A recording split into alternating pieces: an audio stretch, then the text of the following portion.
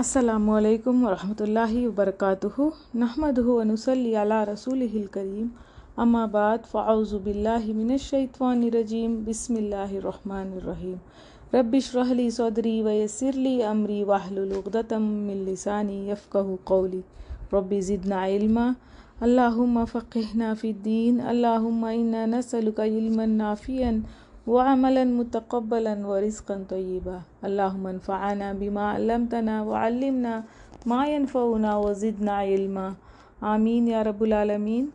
سورۃ حج آیت 68 تک ہم نے کیا تھا۔ اللہ تعالیٰ نے بتایا تھا کہ غیر اللہ کے سہارے لیتے ہیں تو یہ باطل ہے۔ اللہ تعالیٰ بڑا ہے، بلند ہے، اور اس نے کچھ طریقے سکھائے۔ آیت 67 میں آیا تھا منسکن، مناسک مطلب عبادت کے طریقے۔ ہر پیغمبر کے لیے اور ان کے قوموں کے لیے اللہ تعالیٰ نے کچھ عبادت کے طریقے بتائے، تو وہ اسی طریقے کے مطابق شریعت کو فالو کرتے ہیں۔ تو جب دین اسلام آیا، اللہ تعالیٰ نے کچھ عبادت کے طریقے سکھائے۔ حج کس طرح سے کرنا ہے، قربانی کیسے دینی ہے، کیونکہ یہاں پہ حج کا ذکر آیا تھا۔ تو کفار مکہ جب یہ طریقوں کو دیکھا تو باتیں بنانے لگے کہ یہ لوگ کیسے اپنے ہاتھوں سے قربانی کرتے ہیں، ایسے کیا ہے، یہ کیا طریقے ہیں، تو بہت ساری باتیں کرنے لگے۔ تو اللہ تعالیٰ نے کہا ہے، اللہ تعالیٰ سکھاتا ہے، اللہ تعالیٰ بتاتا ہے عبادت کے طریقوں کو۔ ہر امت کو اللہ تعالیٰ نے کتاب دی اور اس کے مطابق وہ فالو کرتے ہیں۔ اب نئی کتاب آ گئی ہے، قرآن آ گیا ہے، آخری نبی آ گئے، تو جو نبی بتائے گا، جو نبی کے طریقے ہیں اس کو فالو کرنا ہے۔ اصل چیز کیا ہے؟ اطاعت ہے۔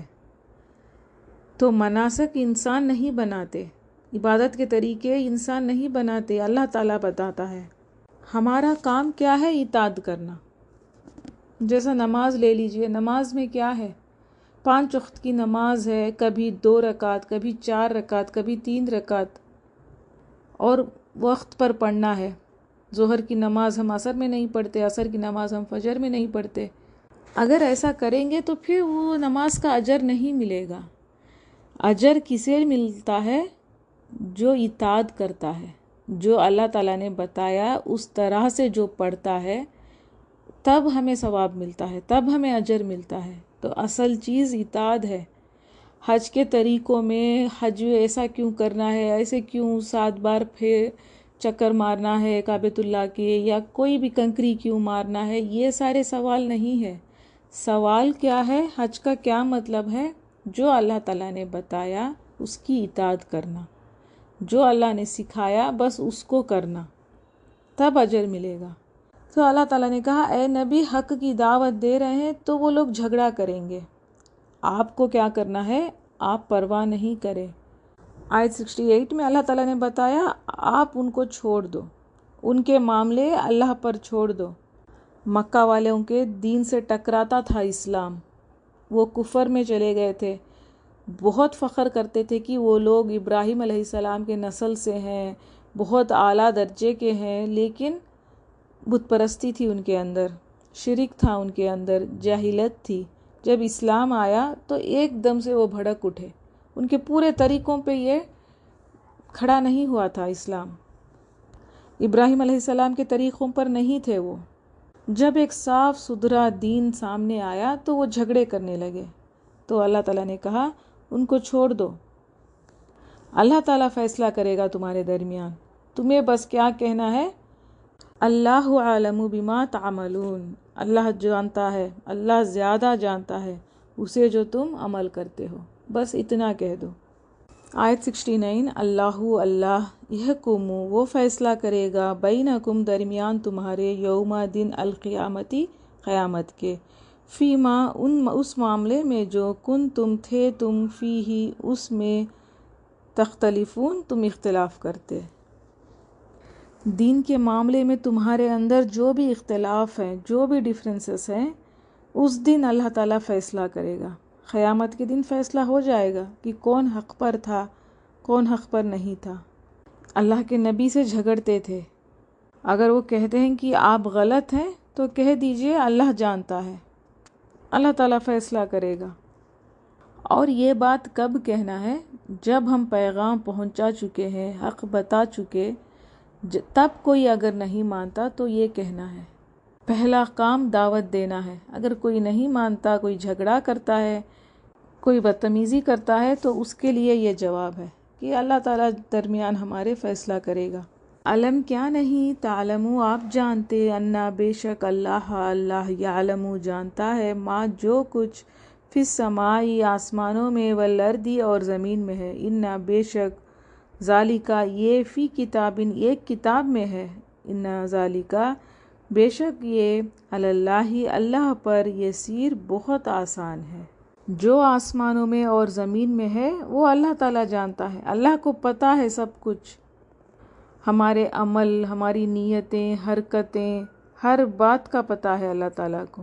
پھر سب کچھ جو بھی اس دنیا میں چل رہا ہے سب کچھ لکھا ہوا ہے ایک کتاب میں۔ کون سی کتاب ہے یہ؟ لوح محفوظ میں یہ کتاب ہے۔ زمین آسمان بنانے کے 50,000 سال پہلے اللہ تعالیٰ نے ایک قلم کو بنایا اور کہا کہ لکھ، تو قلم نے کہا یا اللہ کیا لکھوں؟ تو جو کچھ بھی اس دنیا میں چلے گا سب کی تقدیریں لکھ، تو سب کچھ لکھا ہوا ہے۔ ہم کبھی بھول سکتے ہیں ہماری کہی ہوئی بات، لیکن جو لکھا ہوا ہے تو وہ ایک پروف ہے، وہ سیو ہو جاتا ہے، وہ پھر نہیں بدلتا۔ اسی لیے ہمارے دین میں لکھت بھی بہت امپورٹنٹ ہے۔ شادی کرو، قرض دو، یا گھر والوں میں کچھ تقسیم ہو رہا ہے، اس کو اللہ تعالیٰ نے کہا ہے ہر چیز کو لکھو، لکھنا بہت ضروری ہے۔ تو اللہ تعالیٰ نے کہا یہ تو بڑا آسان ہے اللہ پر، جو زمین کو پیدا کیا، آسمان کو پیدا کیا، سب کی تقدیریں اللہ تعالیٰ کو پتہ ہے، تو اس کو کیا مشکل ہے کہ ہماری نیتوں کو پرکھنا، ہماری نیتوں کو پہچاننا، ہمارے عمل کو دیکھنا۔ وَيَعْبُدُونَ اور وہ عبادت کرتے ہیں، من دونی سوائے اللہ کے، ماں اس کی جو، لم نہیں، يُنَزِّلُ اس نے نازل کی، بھی جس کی، سلطاناً کوئی دلیل، وما اور اس کی جو، لیسا نہیں ہے، لہم ان کے لیے، بھی جس کا، علم کوئی علم، وما اور نہیں، للظالمین ظالموں کے لیے، من النصیر کوئی مددگار۔ تو اللہ کے سوا جس کسی کو بھی الہ بنایا ہے، جس کسی کی بھی عبادت کرتے ہیں، چاہے بتوں کی ہے یا کوئی نیک انسان سمجھتے ہیں کسی کو، یا کوئی مردہ ہے، کسی کی بھی جو بھی عبادت کرتے ہیں، اللہ تعالیٰ نے کہا یہ صرف اندازے ہیں، یہ صرف اندازوں پہ چلتے ہیں، یہ بس ان کا گمان ہے کہ وہ الہ ہے، اس کی کوئی دلیل اللہ تعالیٰ نے نہیں رکھی، اور نہ وہ کچھ جانتے ہیں، ان کے پاس کچھ علم نہیں ہے۔ جا کے ان کے سامنے آپ عبادتیں کرتے ہیں، دعائیں کر رہے ہیں، اپنی حاجتوں کو بیان کر رہے ہیں، لیکن ان کو کچھ علم نہیں ہے۔ اور جو اللہ کو چھوڑ کے دوسروں کی عبادت کرتا ہے وہ ظالم ہے، اللہ تعالیٰ کی نظر میں وہ ظالم ہے، وہ ظلم کر رہا ہے، کیونکہ حقدار کو حق نہیں دے رہا، تو پھر اس کے لیے کوئی مددگار نہیں ہوگا۔ آیت 72 وَإِذَا اور جب تتلا پڑھی جاتی ہے، علیہم ان پر، آیاتنا آیات ہماری، بینات واضح، تعریف آپ پہچان سکتے ہیں، فی وجوہ چہروں میں، الذین ان کے جنہوں نے، کفروا کفر کیا، المنکرہ ناگواری کو، یکادون قریب ہے، یستون کہ وہ حملہ کر دیں، بالذین ان پر جو، یتلون پڑھتے ہیں، علیہم ان پر، آیاتنا آیات ہماری۔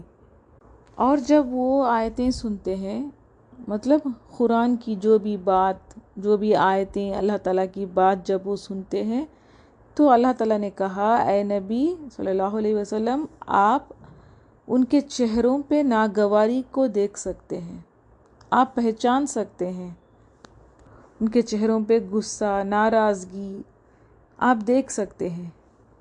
اور اب تو مسلمانوں میں بھی بہت سارے طریقے آ گئے ہیں، شرک کی طریقے آ گئے، مزاروں پہ جا کے سجدے کرتے ہیں، تو یہ بہت گناہ ہے، بہت بڑا شرک ہے یہ۔ تو اگر ایسی باتیں کسی کے سامنے کہتے ہیں، یا ایسی آیتوں کو، شرک کی آیتوں کو بتاتے ہیں، تو مسلمانوں کے اندر بھی بہت سارا غصہ، ناراضگی آ جاتا ہے، غضب ہو جاتا ہے، لیکن مومن کو قرآن کی آیتیں سن کر خوشی ہوتی ہے، کیونکہ مومن کیا ہوتا ہے؟ نرم دل کا ہوتا ہے، اس کے اندر اطاعت ہوتی ہے، محبت ہوتی ہے اللہ کی، رسول کی۔ تو یہاں پر اللہ تعالیٰ نے کیا کہا؟ جب ان پر قرآن کی آیتیں پڑھی جاتی ہیں تو وہ ناگواری سا چہرہ بناتے ہیں، غصے میں آ جاتے ہیں، حملہ کرنے لگتے ہیں۔ ابو بکر صدیق رضی اللہ عنہ کو کتنا مارا تھا، قرآن پڑھ رہے تھے تو مکہ کے لوگوں نے ان کو اتنا مارا، پورا دن وہ بے ہوش تھے، شام کو ہوش آیا۔ ابو قحافہ تھے، قبیلے کے پورے لوگ ان کے سامنے کھڑے ہوئے تھے، اور جب وہ ہوش میں آئے تو انہوں نے پوچھا آپ صلی اللہ علیہ وسلم کیسے ہیں؟ تو قبیلے والوں کو بہت غصہ آیا، ان لوگوں نے بہت باتیں سنائی ابو بکر صدیق رضی اللہ عنہ کو، اتنا سب کچھ ہو گیا، پورا دن بے ہوش تھے، اب بھی آپ اٹھ کے ان کا نام لے رہے ہیں۔ تو وہ غصے میں واپس چلے گئے تھے۔ ان کی ماں نے ان کو کھانا دیا تو انہوں نے قسم کھائی تھی کہ جب تک میں آپ صلی اللہ علیہ وسلم کو نہیں دیکھوں گا میں کھانا پانی کچھ نہیں لوں گا۔ نبی صلی اللہ علیہ وسلم دارالارقم میں تھے تو وہاں گئے، نبی صلی اللہ علیہ وسلم کو دیکھا، ان کے آگے جھکے، ان کو چوما۔ تو سچے مومن ایسے ہوتے ہیں، ان کے اندر کوئی شک نہیں ہوتا اللہ کے حکم پہ، نبی صلی اللہ علیہ وسلم کے حکموں پہ، باتوں پہ۔ ایسے مشکل حالات میں بھی صحابہ قرآن پڑھتے تھے، قرآن کی آیتوں کی تلاوت کرتے تھے۔ تو اللہ کی آیتوں کو سن کر اس طرح سے چہرے بنانے والوں کے لیے کیا جواب دیا اللہ تعالیٰ نے؟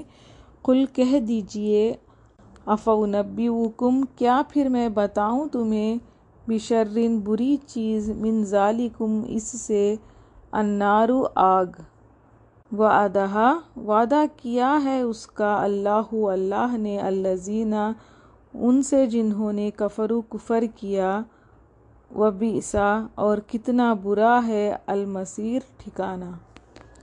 تو اللہ کا نام سن کے جو غصے میں آ جاتے ہیں، جس کو پسند نہیں آتی اللہ کی باتیں، تو ان کے لیے کیا ہے؟ ان کے لیے وعدہ ہے آگ کا، ان کا انجام آگ ہوگا، اور یہ بہت برا ٹھکانہ کفر کرنے والوں کے لیے۔ یہاں پر کفر کیا ہے؟ جو اللہ کی نافرمانی کرتے ہیں، اللہ کے حکموں کو نہیں مانتے، ان کے لیے پھر کیا ہے؟ آگ ہے۔ تو ہمیں اس سے پتہ چلتا ہے ایمان کتنی بڑی نعمت ہے جو ہمیں ملی ہے۔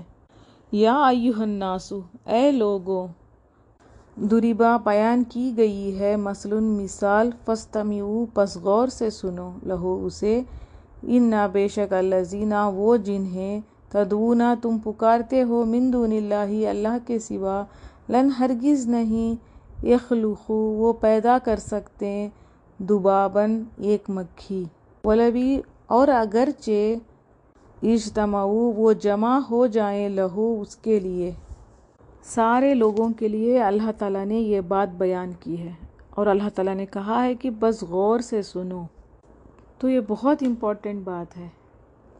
کیا کہا اللہ تعالیٰ نے؟ وہ جنہیں تم پکارتے ہو اللہ کے سوا، ہرگز نہیں وہ پیدا کر سکتے ایک مکھی، اگرچہ وہ جمع ہو جائیں، ایک مکھی کو بھی وہ پیدا نہیں کر سکتے۔ جس کسی کو بھی تم الہ بنا کر بیٹھے ہو، جس کی پوجا کرتے ہو، تم سمجھتے ہو کہ وہ تمہاری حاجتوں کو پورا کریں گے، اگر وہ سارے مل کر بھی جمع بھی ہو جائیں، ایک مکھی نہیں پیدا کر سکتے۔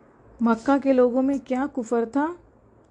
بہت سارے دیویوں کو وہ مانتے تھے، کہتے تھے کہ یہ اللہ کی بیٹیاں ہیں، نعوذ باللہ، اور فرشتوں کو بھی سمجھتے تھے کہ یہ مددگار ہیں ان کو بھی وہ مانتے تھے۔ تو مکہ بہت ایک سینٹر تھا، بتوں کا، شرک کا اڈا تھا۔ اور یہ شرک کب سٹارٹ ہوا تھا؟ نوح علیہ السلام کے زمانے میں۔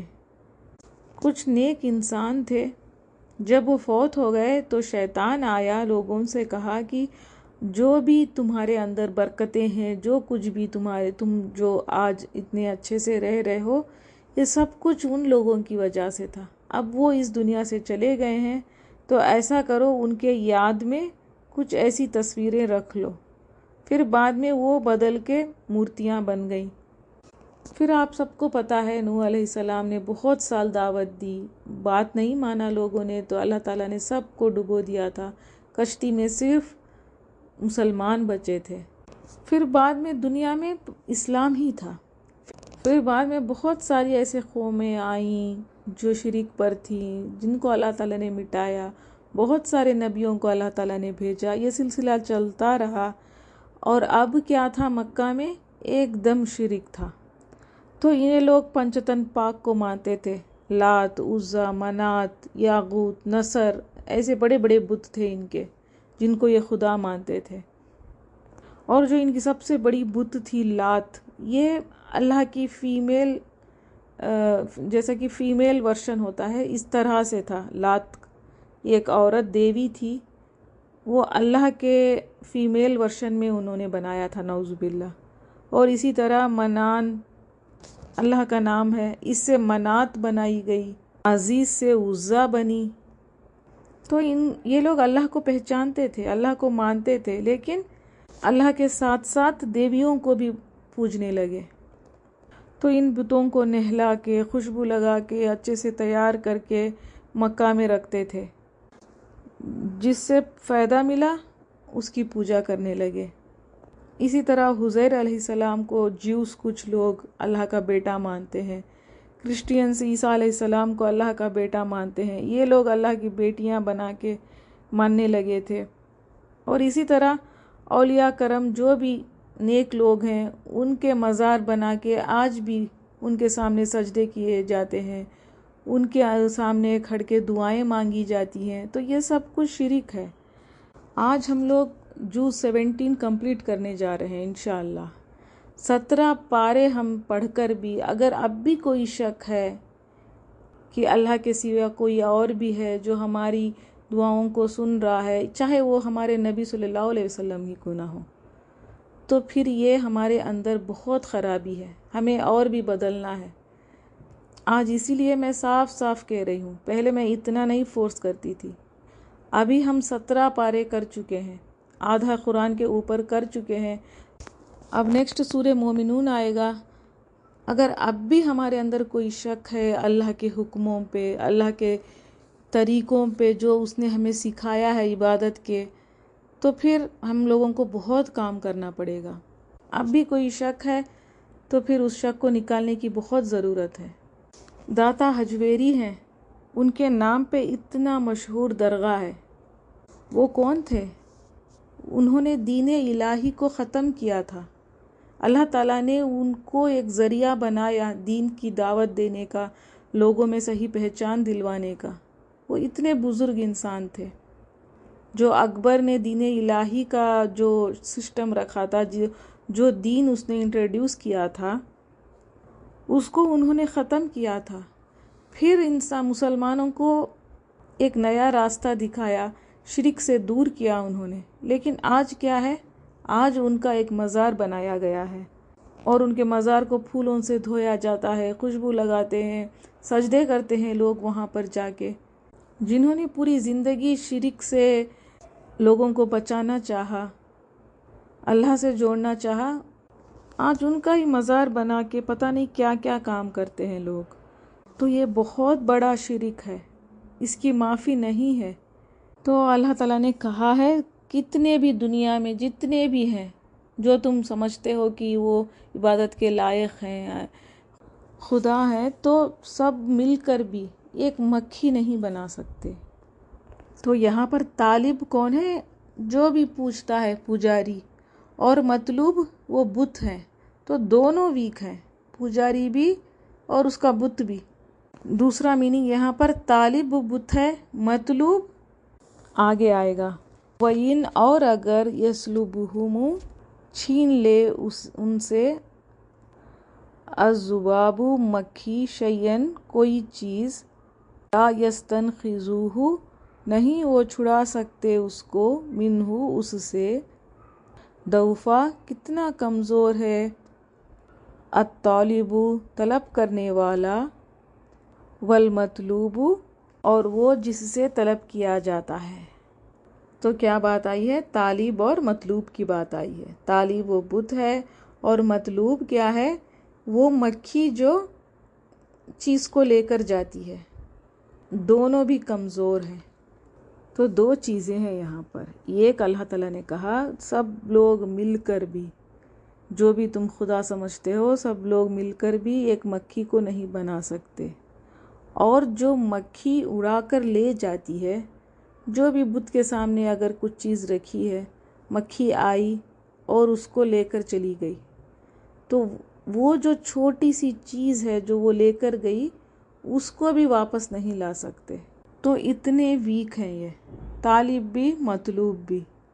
تو جب یہ آیت اتری مکہ میں بہت شور مچ گیا تھا، تو مکہ کے لوگوں نے کہا کہ یہ کیسی آیت ہے، یہ کیسا خدا ہے جو مکھی کی بات کرتا ہے، کیونکہ ان کو بہت جھٹکا لگا تھا جب اللہ تعالیٰ نے کہا سب بتوں کو کہہ دو سب لوگ ملیں اور مکھی کو پیدا کر کے دکھائیں، یا پھر جو مکھی اڑا کر لے گئی ہے اس کو لے کر آئے۔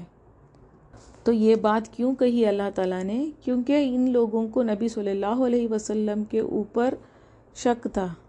وہ لوگ کہتے تھے کہ ان کو کیوں بنایا اللہ تعالیٰ نے نبی، اگر بنانا ہوتا تو ہم میں سے کسی کو بناتا، ہم بڑے بڑے سردار ہیں، ہمارے پاس اتنا مال ہے، یہ کون ہے؟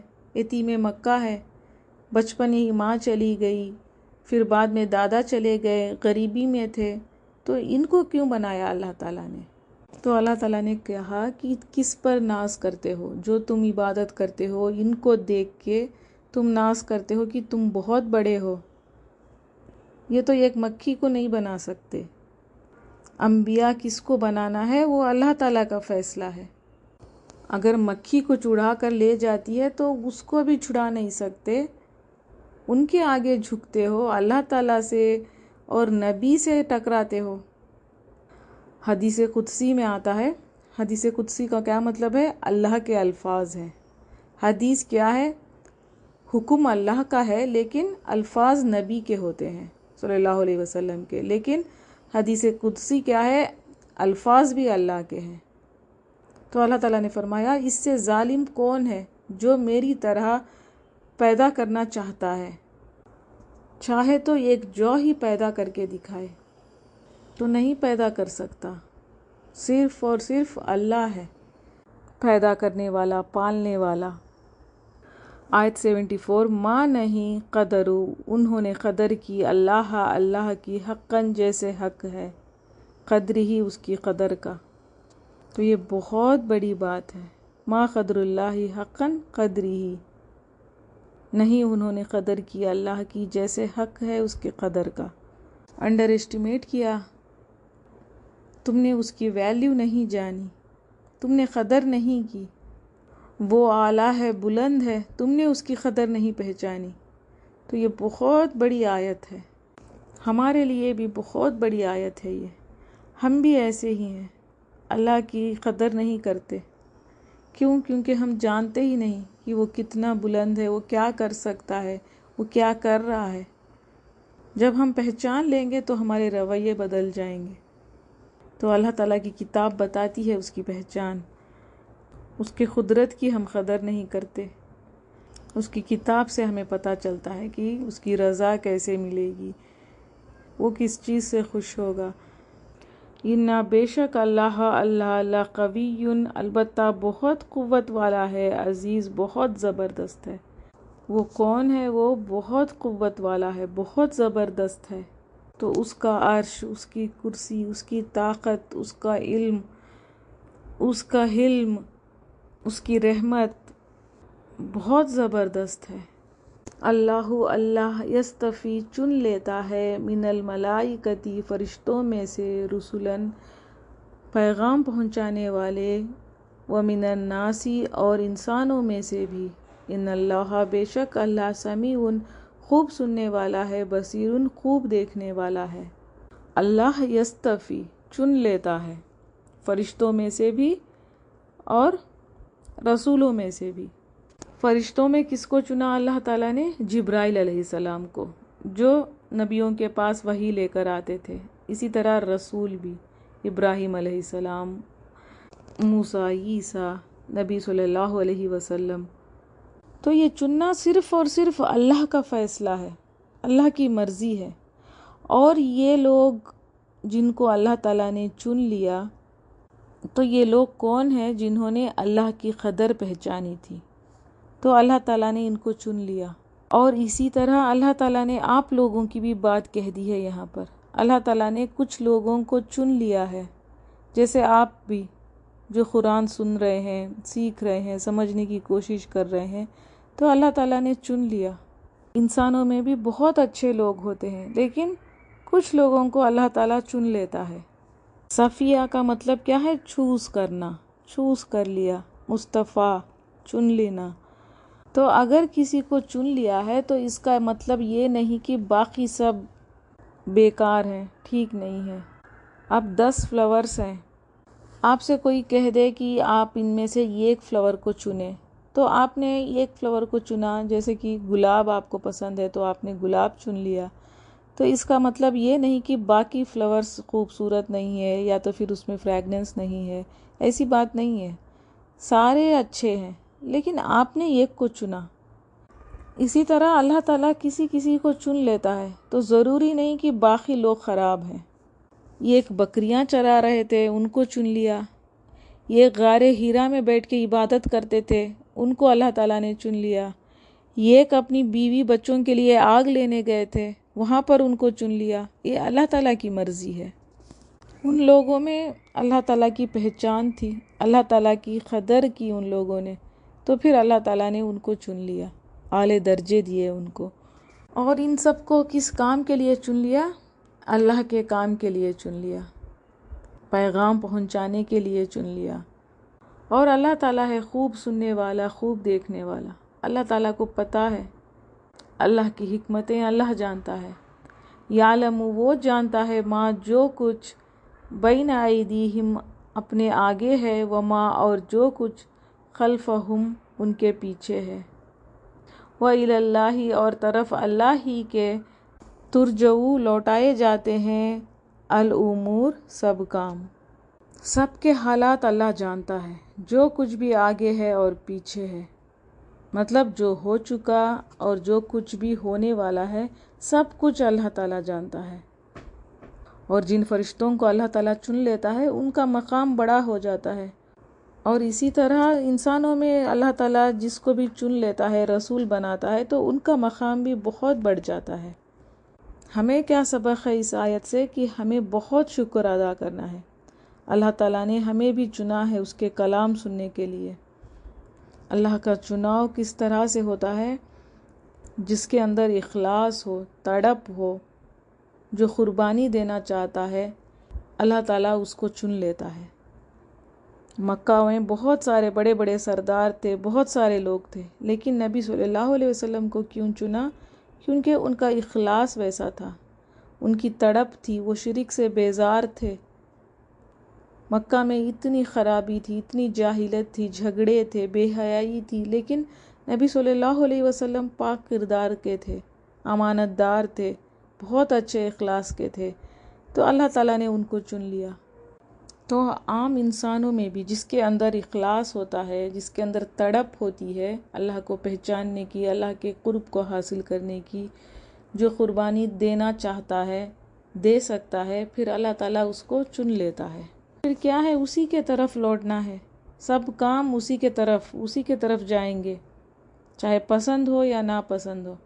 یا ایھا الذین، اے لوگو جو آمنو ایمان لائے ہو، ارکعوا رکوع کرو، واسجدو اور سجدہ کرو، وعبدوا اور عبادت کرو، ربکم اپنے رب کی، وافعلوا اور کرو، الخیر بھلائی، لعلکم تاکہ تم تفلحون فلاح پا جاؤ۔ تو پہلے اللہ تعالیٰ نے بتایا نافرمانی کیوں کرتے ہو، اسی کے طرف لوٹنا ہے۔ اس زمین ہمیں پناہ نہیں دے گی، اللہ کے طرف ہی جانا ہے، تو اس لیے ایمان والوں کو ایک پیکیج دے دیا کہ تم کیا کرو؟ عبادت کرو۔ تو عبادت کیا ہے؟ جو بھی اللہ کے حکم ہے اس کو ہم اگر محبت سے اطاعت کرتے ہیں، اس کو فالو کرتے ہیں، تو پھر وہ عبادت بن جاتے ہیں۔ تو جس کسی نے بھی اللہ تعالیٰ کو رب مان لیا تو وہ کیا کریں؟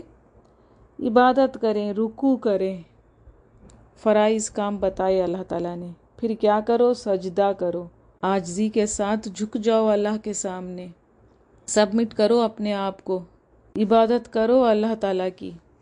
اللہ تعالیٰ کو مان لیا ہے تو پھر آزاد نہیں ہو تمہاری زندگی آزاد نہیں رہے گی. اللہ کے حکم کو ماننا پڑے گا، اطاعت کرنی پڑے گی. ہم بہت سارے چیزوں کے غلام ہیں، کبھی ہمارے طریقوں پہ، کبھی ہمارے بڑوں کے دکھائے ہوئے رسم و رواجوں پہ، ٹرینڈز پہ، اس سوسائٹی کے سامنے بہت چیزوں کے آگے ہم جھک جاتے ہیں، غلامی کرتے ہیں. اللہ تعالیٰ ہمیں آزاد کرنا چاہتا ہے اس غلامی سے. صرف اور صرف اللہ کی اطاعت کریں گے، اللہ کو رب مانیں گے تو پھر یہ ساری چیزیں پیچھے رہ جائیں گی، کسی کی ضرورت نہیں ہوگی. جب اس طرح سے بن جاؤ گے، عبادت کرو گے، سجدے کرو گے، رکوع کرو گے، اللہ کو رب مانو گے، تو پھر کیا ہے؟ پھر نیکسٹ سٹیپ کیا ہوگا؟ نیکیوں کے کام کرو گے. اور سب سے بڑی نیکی کیا ہے؟ جہنم سے لوگوں کو بچانا. لوگوں کو اللہ کے طرف بلاؤ گے، دین کی دعوت دو گے، نیک کام کرو گے، تو پھر کیا ہوگا؟ فلاح ملے گی تمہیں، الٹیمیٹ فلاح. تو فلاح کی بات سورہ مومن میں بھی آئے گی انشاءاللہ، ہم دیکھیں گے بعد میں. تو یہاں پر فلاح کیسا ہے ایمان والوں کے لیے؟ جو رکوع کرتے ہیں، سجدے کرتے ہیں، عبادتیں کرتے ہیں اور خیر کے کام کرتے ہیں، ان کے لیے سکسس ہے. تو بیٹھے بٹھائے جنت نہیں ملے گی، کام کرنا پڑے گا. کامیابی ہمیشہ محنت کے بعد ملتی ہے. دنیا میں بھی آپ دیکھ لیں، محنت کے بعد ہی کامیابی ہے. اب ہم کچھ نہیں کریں گے، نبی آئیں گے، سفارش کریں گے اور ہمیں جنت مل جائے گی، تو پھر یہ پاسبل نہیں ہے. ہمیں محنت کرنی پڑے گی. آیت 78 آخری آیت ہے اس سورے کی اور اس پارے کا بھی. وجاہدوا، اور جہاد کرو، فی اللہ، اللہ کے راستے میں، حقاً، جیسا کہ حق ہے، جہاد ہی اس کے جہاد کا.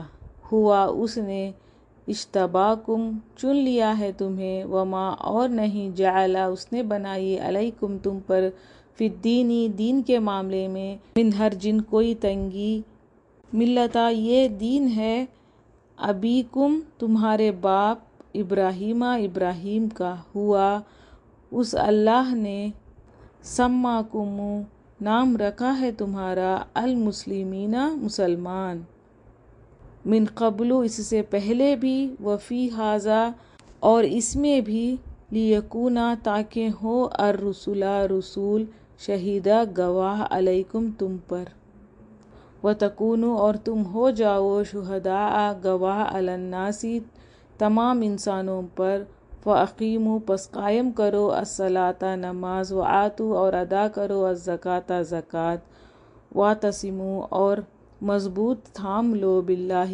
اللہ کو، ہوا، وہی، مولاکم، مولا ہے تمہارا، فنعم، پس کتنا اچھا ہے، المولا، مولا مطلب دوست، ونعم، اور کتنا اچھا ہے، النصیر، مددگار. نمازیں پڑھ لی، نیکیاں کر لی، اب سر توڑ کوشش ہے. جہاد کرو اللہ کے راستے میں. جہاد کا کیا مطلب ہے؟ اسٹرگل کرنا. اللہ کے راستے میں جیسا حق ہے ویسے اسٹرگل کرو. مالی قوت ہے تو مال لگاؤ، علم ہے تمہارے پاس تو علم لگاؤ، جان ہے تو جان لگاؤ، پوری طاقت خرچ کر دو اللہ کے لیے. وہ محنت جو اللہ کے دین میں ہوتی ہے اس کو جہاد کہتے ہیں. جہاد کے 3 قسمیں ہیں. ایک ہوتا ہے ظاہری، جو بھی اگر دشمن آتا ہے تو اس سے جہاد کرنا ہے، سامنے آ گیا ہے، وہ لڑنے کھڑا ہے تو پھر اس سے لڑو. دوسرا ہوتا ہے شیطان کے خلاف جہاد کرنا، جو بھی وہ ہمارے اندر وسوسے ڈالتا ہے، بے حیائی کے کام سمجھاتا ہے، غلط کاموں کی طرف لے کر جاتا ہے، اس سے لڑو، اس سے جہاد کرو. پھر اسی طرح نفس سے جہاد کرو. اپنے نفس کو کہہ دو کہ نہیں کرنا ہے، آج بیٹھنا ہے، مجھے جانا ہے، اٹھنا ہے. تو جو بھی کوششیں ہم کرتے ہیں اللہ کے لیے وہ جہاد ہے. دین کے حفاظت کے لیے صرف جنگ کرنا ہے، یہ آخری جہاد ہے. پہلے جو بھی ہمارے پاس جو بھی صلاحیتیں ہیں ہماری، ان کو یوز کرنا ہے دین بڑھانے کے لیے. ہماری کوششوں کو جہاد کہتے ہیں، ہماری محنت کو کہتے ہیں.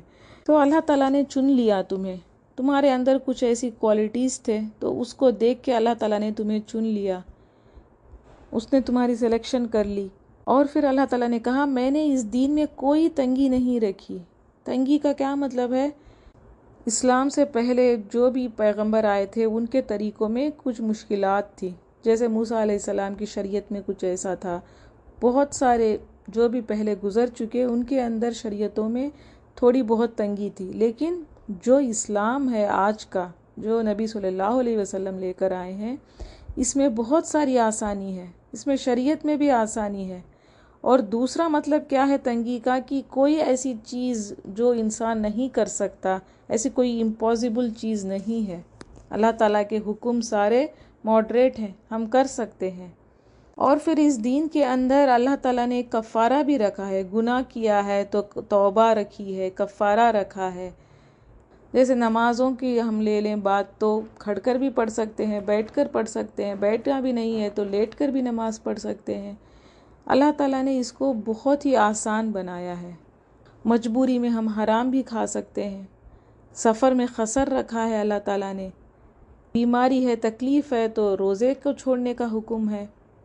پھر اللہ تعالیٰ نے کہا یہ جو دین ہے یہ ابراہیم علیہ السلام بھی مانتے تھے. اس دین کو ابراہیم علیہ السلام کی بات کیوں کی؟ کیونکہ مکہ والے ان سے محبت کرتے تھے.